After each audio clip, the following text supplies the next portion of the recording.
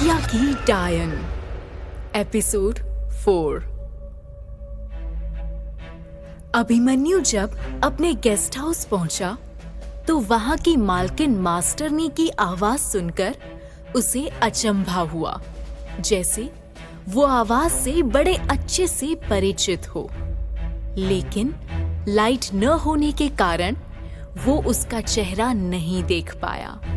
रात को जब उसने प्रीति का चेहरा देखा तो दोनों के होश उड़ गए। वो एक दूसरे को ऐसे घूरने लगे जैसे एक दूसरे की जान ले लेंगे।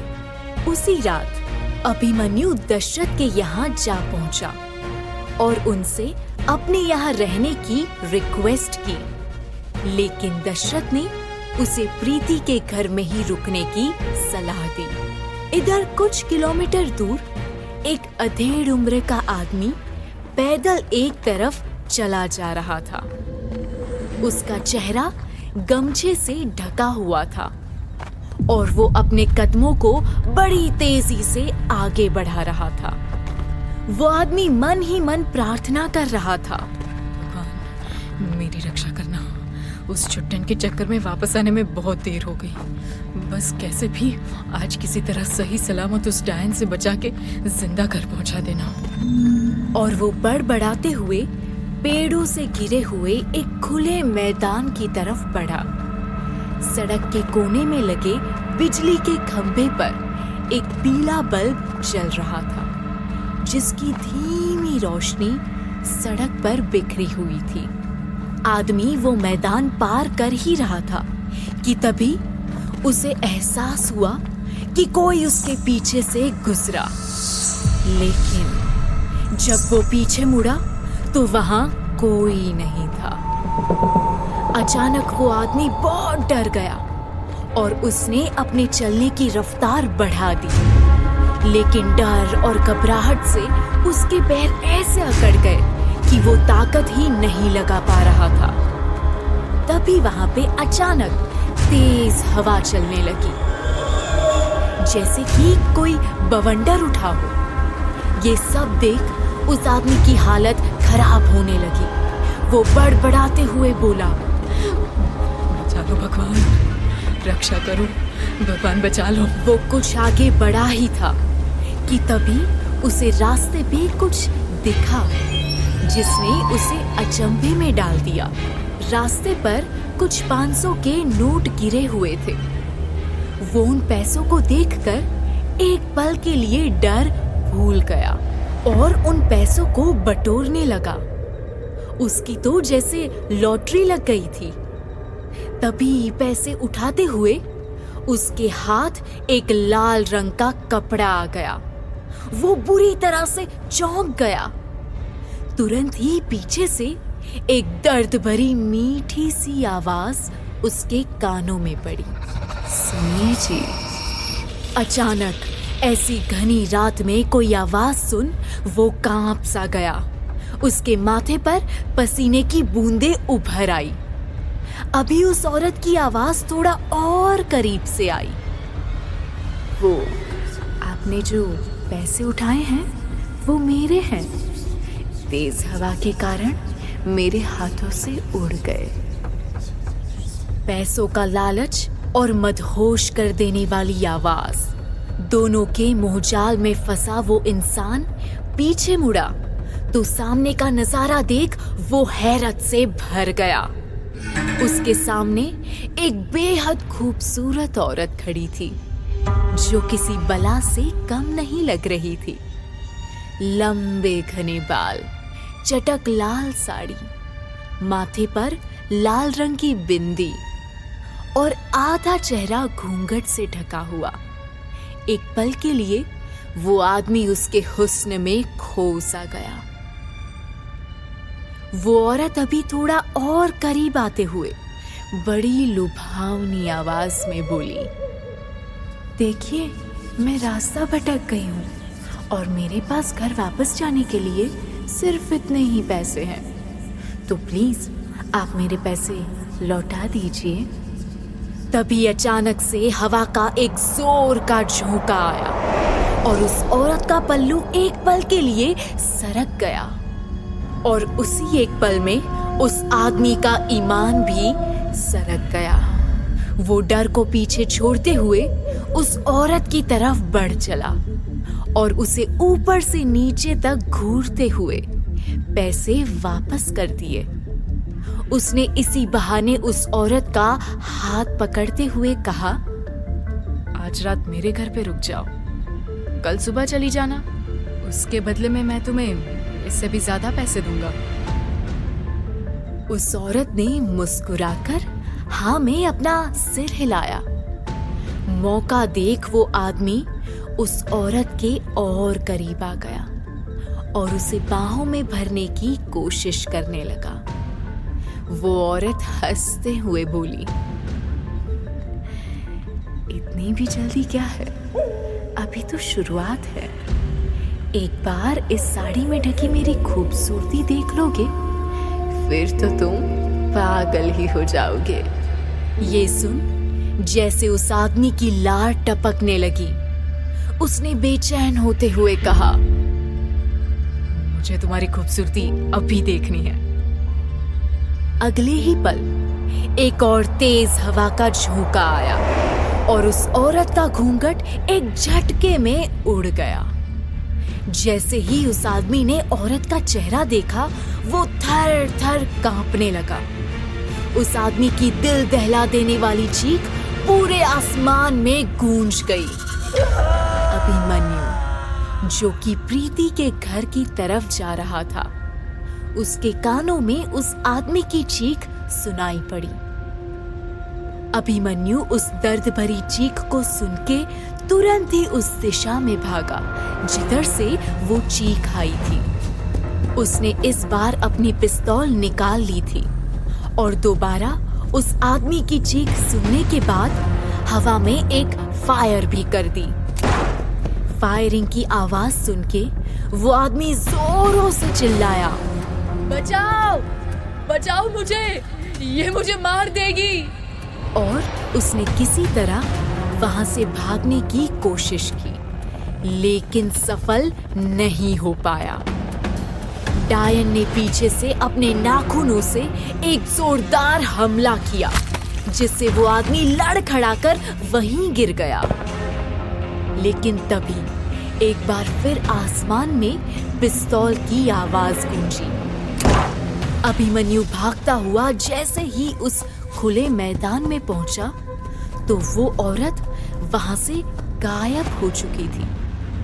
वहां सिर्फ एक लाल दुपट्टा पड़ा था। अभिमन्यु ने तुरंत ही लाल दुपट्टा उठाया तो उसे याद आया कि ऐसा ही लाल दुपट्टा उसने बरगद के पेड़ के पास देखा था। उसने चारों तरफ देखा, लेकिन वहां कोई भी नहीं था। वो थोड़ा ऊंची आवाज में बोला, कौन है यहाँ? कौन चिल्ला रहा था? सामने आओ। तभी अचानक से अभिमन्यु को महसूस हुआ कि किसी ने उसका पैर पकड़ लिया। डर से उसकी चीख निकल गई। कौन है? उसने पीछे मुड़कर देखा तो नीचे एक अधेड़ उम्र का इंसान लगभग अधमरी हालत में करहा रहा था। अभिमन्यु ने देखा तो उसे बहुत गहरी चोट आई थी। उसकी पीठ पर एक गहरा घाव था और पूरा कुर्ता खून से लथपथ हो रखा था। अभिमन्यु ने उसे संभालते हुए पूछा, क्या हुआ आपको? किसने किया ये सब?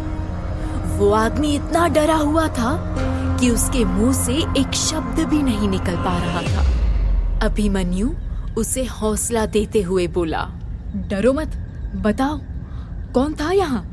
उस आदमी ने किसी तरह एक पेड़ की तरफ इशारा किया। अभिमन्यु तुरंत ही अपनी पिस्तौल पकड़े उस पेड़ की तरफ बढ़ा। वो जैसे जैसे आगे बढ़ रहा था, उसके अंदर घबराहट भी बढ़ती जा रही थी। वो बड़ी सावधानी से उस पेड़ के पीछे पहुंचा तो पाया कि वहां कोई भी नहीं था। उसने इधर उधर भी देखा, लेकिन वहां कोई नहीं दिखाई दिया। अभिमन्यु तुरंत उस घायल आदमी के पास आया और उसे उठाते हुए बोला, आपको बहुत चोट आई है, हमें डॉक्टर के पास चलना होगा। क्या पास में कोई हॉस्पिटल है? उस बूढ़े आदमी ने ना में अपना सिर हिला दिया। अभिमन्यु बोला, आप इतनी रात को यहाँ कर क्या रहे थे? यहाँ तो 9 बजे के बाद कोई भी बाहर नहीं निकलता। बूढ़ा आदमी कराहते हुए बोला, मुझे बलिया शहर से वापस आने में देरी हो गई। अभिमन्यु उत्सुकतावश बोला, फिर क्या हुआ? बूढ़ा आदमी बोला, मुझे पता है, उस बरगद वाले पेड़ के रास्ते पर चलना मौत के रास्ते पे चलने के समान है। इसीलिए मैं लंबे वाले रास्ते से जा रहा था कि अचानक मुझे वहां जमीन पर कुछ 500 की नोट पड़ी हुई दिखी। मैं जैसे ही उन पैसों को उठाने को हुआ, एक आवाज मेरे पीछे से आई। वो आवाज इतनी जादुई थी कि मैं पीछे देखने पर मजबूर हो गया, और यही मेरी सबसे बड़ी भूल रही। मैंने उसे देख लिया। ये बोलते बोलते वो आदमी रोने लगा। किसे देख लिया? अभिमन्यु ने हैरानी में पूछा। बूढ़ा आदमी कांपते हुए बोला, छकिया गांव की डायन को, और वो किसी को नहीं छोड़ेगी, तुम्हें भी नहीं। अभिमन्यु ने देखा कि उस आदमी की हालत खराब हो रही थी। उसने फौरन ही सरपंच को फोन मिला दिया। अभिमन्यु ने किसी तरह उस घायल आदमी को उठाया और कंधे का सहारा देकर उसको वहां से ले जाने लगा। रात बहुत हो चुकी थी और वो बूढ़ा आदमी अभी भी डर के कारण कांप रहा था। उसे अभी भी लग रहा था जैसे किसी भी वक्त उस पर हमला हो सकता है। यहाँ तक कि खुद की जमीन पर पड़ती परछाई को देखकर भी उसकी रूह कांप रही थी। अभिमन्यु ने उस आदमी का डर भांप लिया और उससे नरम आवाज में बोला, आप मेरे साथ बिल्कुल सुरक्षित हैं। अब आप पर कोई भी हमला नहीं कर पाएगा। मुझ पे भरोसा रखिए। अभिमन्यु के मुंह से ऐसे शब्द सुन उस आदमी को थोड़ी सी राहत महसूस हुई। तभी दूर से अभिमन्यु को एक गाड़ी की आवाज सुनाई दी और कुछ ही पलों में एक गाड़ी मैदान की तरफ आती दिखाई दी। वो गाड़ी अभिमन्यु के पास आकर रुकी और उसका दरवाजा खोलकर सरपंच हड़बड़ाहट में बाहर आए। सरपंच ने उस बूढ़े आदमी को देखते ही पहचान लिया और हैरानी से उसके घावों को देखने लगे। सरपंच चिंतित भाव से उस बूढ़े आदमी की तरफ देखते हुए बोले, अरे लाल सिंह, ये सब कैसे हुआ?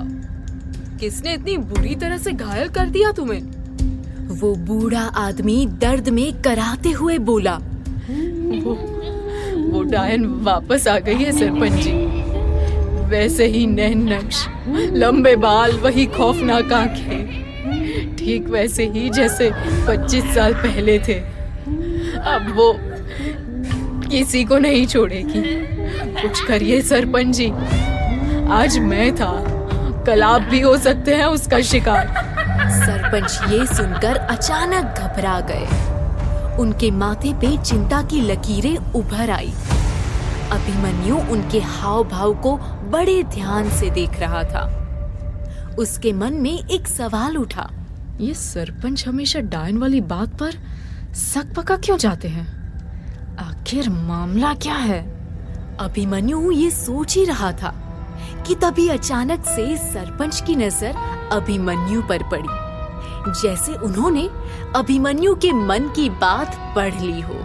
सरपंच हड़बड़ाहट में बात को घुमाते हुए बोले, इंस्पेक्टर साहब, इनकी तबीयत बिगड़ती जा रही है। हमें इन्हें तुरंत अस्पताल ले जाना चाहिए। सरपंच की मदद से लाल सिंह को गाड़ी के पीछे वाली सीट में बिठाया गया और अभिमन्यु आगे की सीट पर सरपंच के पास बैठ गया। सरपंच के चेहरे पर अब भी तनाव था, जैसे कि उनको कोई गहरी चिंता खाए जा रही हो। सरपंच ने गाड़ी स्टार्ट की और वहां से चल दिए। गाड़ी थोड़ा आगे बढ़ी ही थी कि अभिमन्यु ने सरपंच की तरफ देखते हुए पूछा, कितना दूर है यहाँ से अस्पताल? सरपंच रोड की तरफ देखते हुए बोले, इस वक्त चकिया में तो कोई भी दवाखाना खुला नहीं होगा। यहाँ से 1.5 घंटे दूर एक अस्पताल है, वहीं ले चल रहा हूँ। अभिमन्यु ने एक नजर पीछे मुड़कर लाल सिंह की तरफ देखा, जो दर्द के मारे करा रहा था। उसका कुर्ता खून से लाल हो रखा था। अभिमन्यु ने ध्यान दिया कि लाल सिंह की आंखें बेहोशी के कारण धीमे धीमे बंद हो रही है। अभिमन्यु उसे हौसला देते हुए बोला, हिम्मत रखिए लाल सिंह जी, बस कुछ ही देर में हम अस्पताल पहुँच जाएंगे, फिर आप बिल्कुल ठीक हो जाएंगे। सरपंच तेजी से गाड़ी चलाते हुए कुछ ही समय में एक छोटे से अस्पताल के बाहर आ पहुंचे। गाड़ी रुकी और अभिमन्यु ने जल्दी से उतर के गाड़ी का दरवाजा खोला। तुरंत ही सरपंच और अभिमन्यु लाल सिंह को कंधा देते हुए अस्पताल के अंदर ले गए। डॉक्टर उसका गहरा घाव देख बोले, ये घाव तो काफी गहरा है, टांके लगाने पड़ेंगे, थोड़ा दर्द और झेलना पड़ेगा। लाल सिंह दर्द भरी आवाज में बोला, कुछ भी कीजिए डॉक्टर साहब, बस मैं अब जल्दी से घर जाना चाहता हूँ। डॉक्टर उसको भरोसा दिलाते हुए बोले, चिंता ना करो, जल्दी आप अपने घर में होंगे। वैसे ये इतना भयानक घाव आपको लगा कैसे? ये सुनते ही लाल सिंह की नजर सरपंच पर पड़ी, जो गंभीर चेहरे से उसे ही देख रहे थे। अभिमन्यु ने उन दोनों को देखा और एक बार फिर उसे कुछ अजीब सा महसूस हुआ, जैसे कि कोई बड़ा राज उससे छिपाया जा रहा हो। डॉक्टर टांके लगाते हुए बोले, लगता है किसी नुकीली चीज से वार किया गया है। लाल सिंह की आंखों के सामने एक बार फिर वो भयानक सा दृश्य घूमने लगा। उस डरावनी डायन के लंबे बाल, उसकी भयानक सी आंखें और वो लाल बिंदी, उसके खौफनाक नुकीले नाखून और दिल दहला देने वाली चीख। ये सब कुछ फिर से एक बार सोचते हुए लाल सिंह की चीख निकल गई। डॉक्टर को लगा कि वो दर्द के मारे चीख रहा है, इसलिए वो उसका हौसला बढ़ाते हुए बोले, बस बस हो गया, अब कोई दर्द नहीं होगा। ये तो आपकी किस्मत अच्छी थी कि घाव बहुत ज्यादा गहरे नहीं हुए, वरना बचना मुश्किल हो जाता। लाल सिंह अभिमन्यु की तरफ इशारा करते हुए बोला, ये सब हमारे नए इंस्पेक्टर साहब की मेहरबानी है। अगर वो टाइम पर नहीं पहुंचते तो वो डायन मेरा खून पी जाती। डॉक्टर लाल सिंह की बातें सुन चौंकते हुए बोले, डायन? लाल सिंह सहमी हुई आवाज में बोला, डॉक्टर साहब, आपने चकिया गांव की डायन की कहानी सुनी तो होगी। रह गया। उसे बड़ा अजीब लगा। उसने इतना जरूर समझ लिया कि सरपंच कुछ तो जानते हैं जो वो किसी को बताना नहीं चाहते हैं, लेकिन क्यों? ऐसी क्या बात है? क्या सरपंच अभिमन्यु की मदद करेंगे? क्या इन सब हत्याओं में सरपंच का कोई हाथ है? क्या अभिमन्यु जान पाएगा डायन का सच और सुलझा पाएगा इन हत्याओं की गुत्थी? इन सभी सवालों के जवाब जानने के लिए सुनिए अगला एपिसोड।